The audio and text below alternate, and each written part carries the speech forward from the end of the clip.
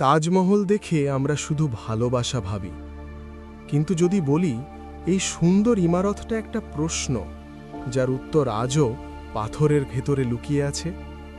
শাহজাহান মুমতাজের জন্য তাজমহল বানিয়েছিলেন, এটা সবাই জানে, কিন্তু কেউ কি খেয়াল করেছেন সকালের রোদ্দুরে তাজ আলাদা দেখা যায়, সন্ধেবেলা তার রং বদলায়, আর চাঁদনি রাতে সে একদম চুপ, যেন কিছু বলতে চায়।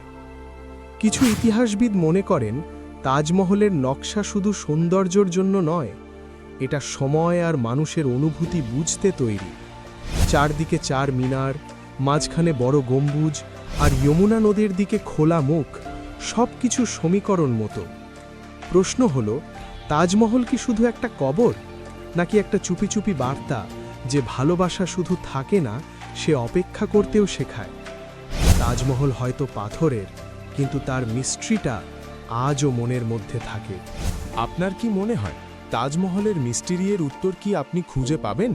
কমেন্টে জানান। এই রকম আরও মিস্টেরি স্টোরি শুনে যেতে সাবস্ক্রাইব করুন এবং ফলো করুন আমাদের পেজ বা চ্যানেলকে। নেক্সট স্টোরি আরও বেশি ভয়ঙ্কর এবং রহস্যময়, মিস করবেন না।